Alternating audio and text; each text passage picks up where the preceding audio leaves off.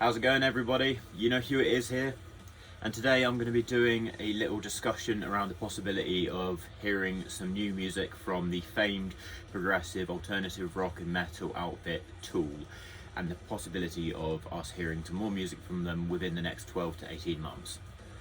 I'm also going to be talking about their last album, as it's been nearly 5 years since the release of 2019's Fear Inoculum, the long-awaited 13 years in the making album that obviously had fans gushing over its release. I'm going to be talking about my thoughts on them, and obviously, you know, what I think that album could mean for more Tool music in the future. So obviously Tool are legendary. There's not really much I can really say about them that if anybody watching this doesn't know, but I'm a big fan. I've seen them 3 times. I own all of their vinyl releases apart from Fear Inoculum, just because of the cost of that record, and I'll get more into reasons why I don't own it later on. Obviously this band reared their heads in the early 90s with their Opiate EP. Contains some classic tracks that set them on the path to, you know, the greatness that they'd later on display. They featured the original bassist Paul Diamore, who also featured on their debut album, which is Undertow, which was a very successful and classic alternative and rock and metal album that kind of started to solidify Tool as the greatest thing to come out of the second wave of grunge in the 90s. Features really classic tracks such as the title track, Swamp Song, Prison Sex, Sober being the most famous one. And while it was shorter form than a lot of the stuff that they've become known for in their career, it does feature some of their best material, and was the last record to feature Paul Diamore, who was the original bassist, and then gave way to our beloved Justin Chancellor, who featured on their sophomore full-length LP. This is Anima. This is, in my opinion, one of their 2 flawless masterpieces that they've released. This has a really grimy production that initially, when I was first discovering this album many years ago, actually put me off, but as time went on and I acquired a taste for the sound of it, I find that with the razor's edge guitar tone that Adam Jones delivers on it, the murkiness of the production really adds to it and gives it a really unique flavour that you don't get in any of their other music. I think the amazing thing about this is I love the way that it opens with Stink Fist, the famed single that was the lead single to this album, and it displays their sort of beautiful emotive side, but at the same time the dark humour that Maynard Keenan, the vocalist, would bring to the table, when obviously, you know, the song Stink Fist is on one hand talking about being burnt out from overstimulation, but at the same time he's making a reference to being burnt out from an anal fisting fetish. Features some other incredible tracks: 46 and 2, H, Eulogy, obviously Anima, the title track, and the amazing closing track, Third Eye, which in my opinion is their best closing track. Rest in peace Bill Hicks, who this album was dedicated to, the amazing comedian. This was followed up in 2001 by their 3rd full-length album, which to this day is my favourite record of all time. This is 2001's Lateralus.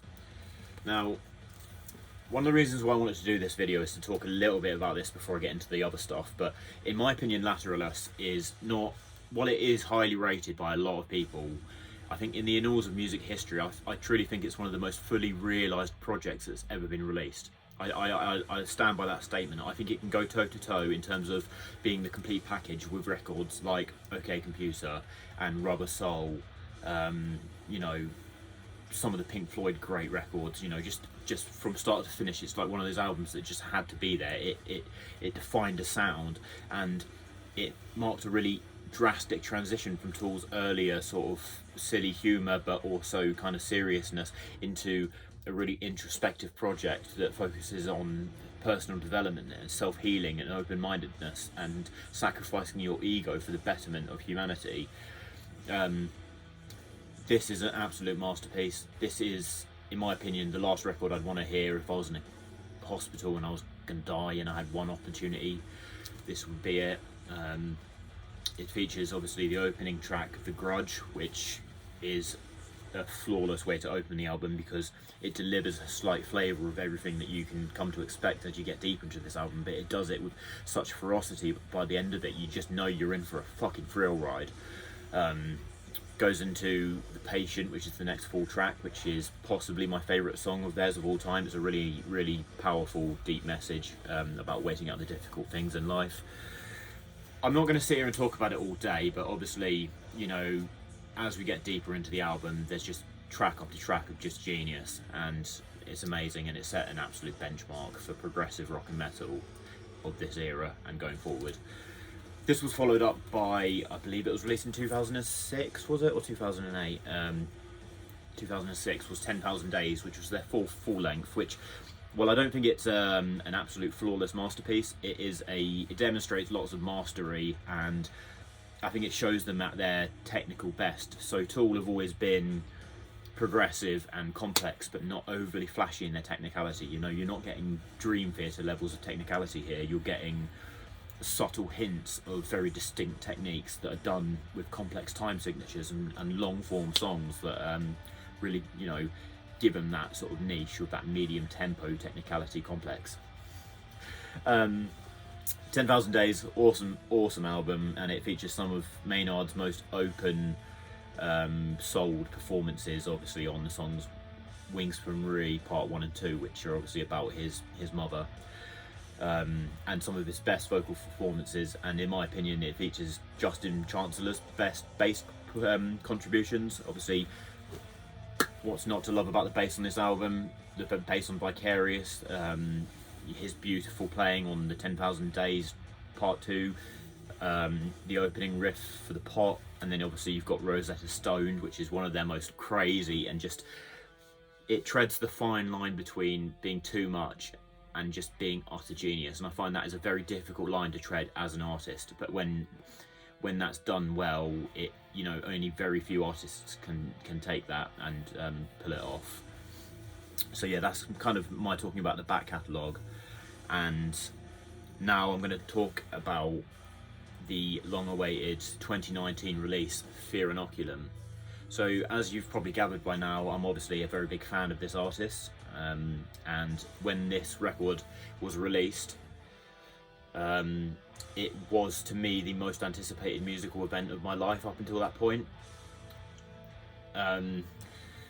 Now, obviously a 13-year wait with a massive fan base that has snowballed in their absence of making music comes with it a lot of expectations, especially when you have a near perfect back catalogue of few and far between but amazing quality records. And, you know, it came with it a sort of level of expectation that, you know, would be almost impossible to exceed. But I was pretty confident in the lead up to this thing that regardless if it wasn't, even if it was their worst record, it would still be a very good record. And what I'm going to discuss now is my thoughts on Fear Inoculum as time has gone by, and why I don't think it holds up to the rest of the catalogue, for some pretty glaring reasons. This is just my opinion. I know there are people that glaze this album, and if you don't like what I say, well, go to aisle 8 of the supermarket that I work out and buy yourself a pack of fucking tissues, because you shouldn't be on my channel if you're going to get offended. Now, Fear Inoculum. When this album was released, in the lead up to it, this was the first time that Tool had released their back catalogue onto streaming services, which was a massive deal for us and obviously brought a lot of hype into the fan base.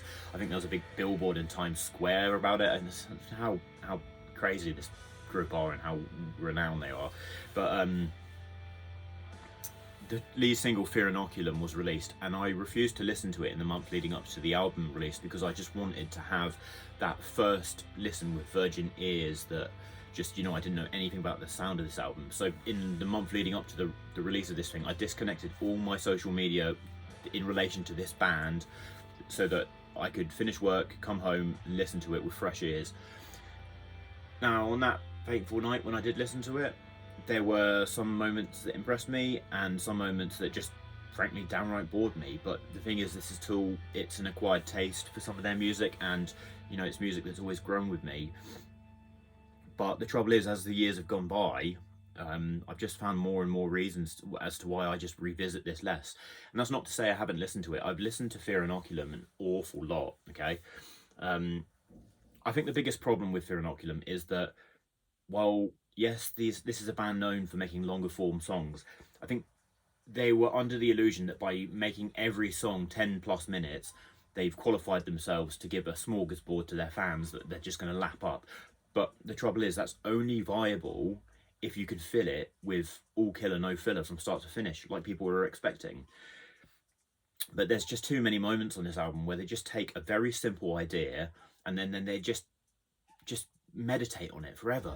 But it's not even like a particularly interesting idea that builds into something. So Fear Inoculum, when I first heard that song, I thought like, okay, I like the volume swell opening. Justin Chancellor's bass playing that opens that song, while it is quite generic for Tool, it does keep the rhythm driving and it builds up, and then Danny's drums come in, and then you're given this beautiful ghostly vocal melody from Maynard, who's just, his voice sounds incredible. But the chorus riff, just basic for this band. The whole song in terms of production, like the volume is just maxed out. There's no like transition from a quieter moment to a louder moment. There's more instrumentation or there's less, but it's just very full on, and that is the case for the entire album. I do like the way this song culminates, and I do like the sort of exercise the melody like refrain that Maynard goes on later on in the song. But then when you get to the last seconds of the song, the instrumentation converges on this sort of joint chugging that they have closed out about 4 or 5 other songs in their career to this exact same method before, and it's just so basic. So up until that moment, I do think it's an alright opener, but then after this, the album just falls on its fucking face and barely lets up until you get to the final main track. The next song, Numa, from the first time I heard this track up until the most recent, I've just never liked it. I do like the synchronized delays between the guitar and the bass that happens in the verses of this song, but that pre-chorus riff, the dun dun dun dun dun, if you know the song, you know what I'm talking about. That is just a really boring moment, and I find that Maynard's vocal performance is just not evident on this song, and you get given this extended breakdown that's supposed to build up to some epic moment, where you're given these sort of boring synth passages, and then you're given this sort of dad rock chugging at the end that does culminate in a rather nice heavy crescendo at the end, but then it just goes on with the bloody chorus, and it's not a good enough song.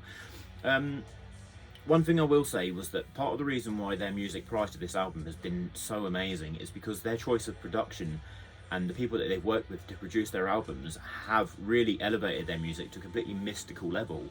But on Fear Inoculum, the album just, all it is just volume, okay? There's no depth to the production. Let's take case in point. If you go back to the previous album, 2006's 10,000 Days, if you listen to the opening track, during the sort of bridge section where you're given the opening riff that appears again and then goes on for about a minute before it goes into a variation, if you are listening in stereo, in the left ear, you can very, very subtly hear a sort of talking monologue of an Australian news reporter, and I believe it's talking about some kind of dodgy crime. But that's just one of dozens and dozens of moments I could take throughout their catalogue that have given their music staying power and stuff for me to discover as time's gone on, year after year of listening to their music.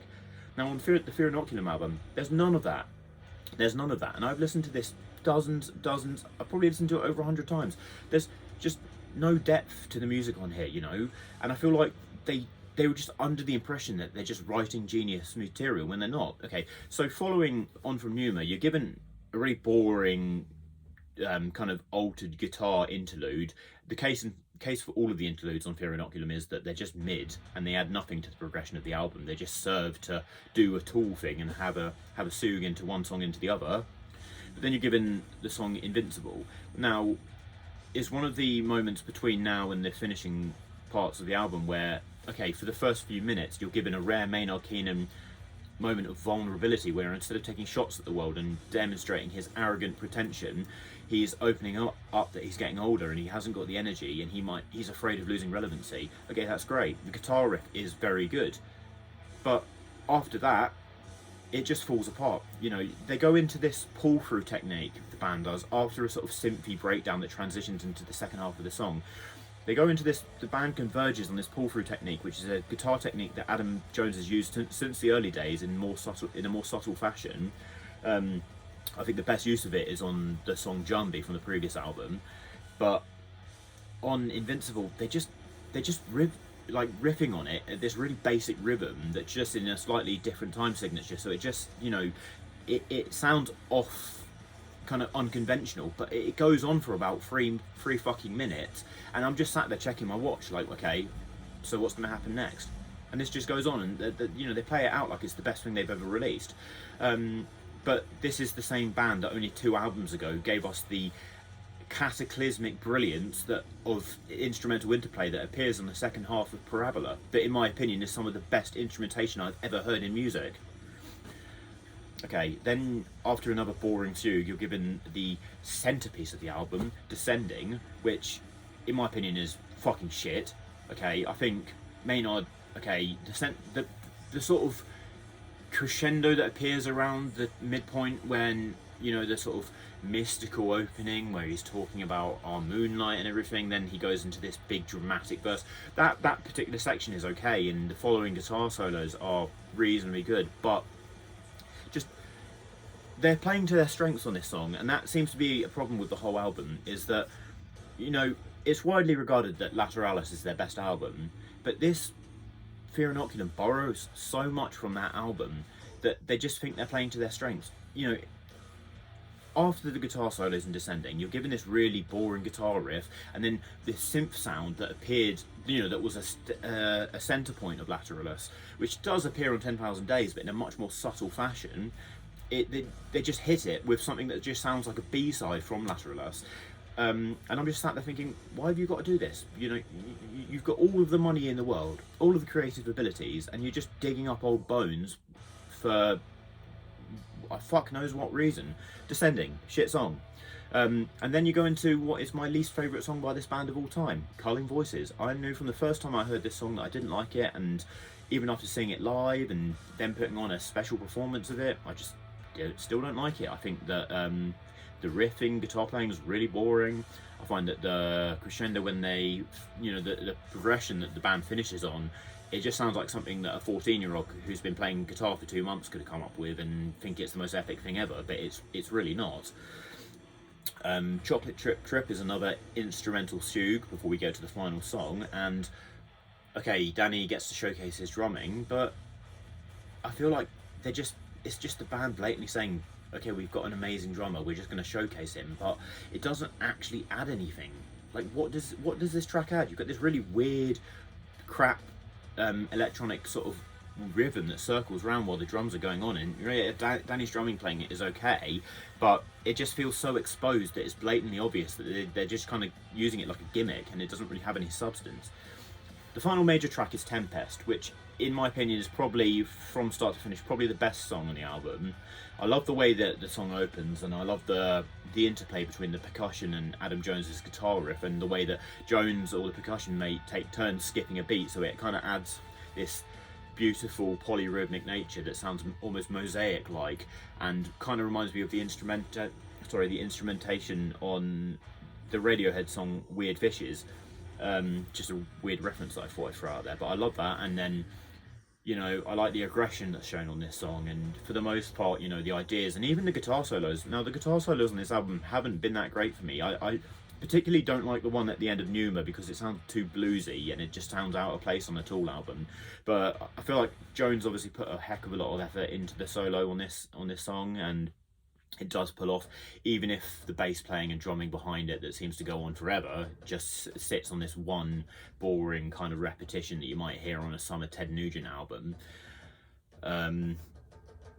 And okay, so for the most part it's okay, and then you're given another weird closing track called Mocking Beat, which is probably the most interesting of the fugues, but again, it's not something I'm interested to go and repeat listening to. It's just because it's obscure. Apart from the production, I think possibly the biggest flaw in this album is the absolute absence of the bass playing wizardry of Justin Chancellor. I think his riffs are just non-existent. You know, you've got one of the best bass players of all time, you know, one of the, if not the progressive hard rock and metal bassist of all time, the best, and you just don't utilize him, okay? And I don't know what's going on with that. Now, I know I've gone on quite a negative bitchy rant here, but as you can tell, I've got quite strong feelings about this band. Do I think they've lost all their flames? No. Will I continue to see them live whenever they come to my country? Of course I fucking will, because their live shows are incredible. And also, I guess the one good thing about the Fear Inoculum album is that when they play a song off of it, you've got 10 to 20 minutes to go to the toilet and get a beer, you know? So,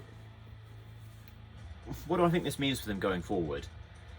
I think, hopefully, whatever they do next, the band has hinted at shorter form songs, which I think is great. If they go for something in the sort of undertow or even anima kind of region of song length, I think that's good, but they just have to bring the A game and, you know, come up with a lot of better riffs. Danny Carey, the drummer, stated after the release of Fear Inoculum that they had a whole album's worth of material left over from that album that they wanted to turn into an album. But I'm hoping they're not content on using the leftovers from Fear Inoculum, because the stuff that's on Fear Inoculum isn't up to par. So I can only imagine how boring the leftovers must be. But that said, you know, they did come back and release an album after that immense waiting period, and you know, they did continue to tour, and it's great that we get to see them live, and they're performing this much, and that they're this active, even if the music to me just doesn't add up. Now, I feel like for a lot of other bands, releasing an album like Fear Inoculum might be a high point, but because, you know, Tool have released near perfect albums almost to a crutch for their creative future, that's where the problem lies. I'm just hoping that whatever comes next has much better production, much more interesting and just engaging songwriting, and just not feeling like they're asleep and going through the motions to try and write a Tool album, because this doesn't feel like a Tool album. It feels like a band trying to write a Tool album that isn't Tool, okay? So yeah, shorter form songs, better production, more interesting riffage. Okay, they can cut the songs lengths in half and fill it with twice as many good ideas. We know they're capable of doing that, okay? Now, I'm just hoping this is just the one blip on the radar for this band, the one misstep, because let's be honest, every artist has one every now and then. But I mean, I did quite enjoy the remix and re-release of their single from the Opiate EP called Opiate Squared, which came out a few years ago, and I actually got to see them perform it at the most recent Tool show, I think it was. And yeah, it was good. I do think the production, okay, it's too maxed out. It doesn't sound great, but I actually quite enjoy the psychedelic breakdown that they go on in the second half of that song. So yeah, they have hinted that the new music could be around the corner sooner or later, which, you know, I'm always going to be excited to listen to them. I'm always going to listen to their music. I'm always going to go and see them play. It's just disheartening when, you know, your favourite artist hits the floor with a release. But like, look guys, this is just my opinion. Yeah, so basically that's all I wanted to discuss about today.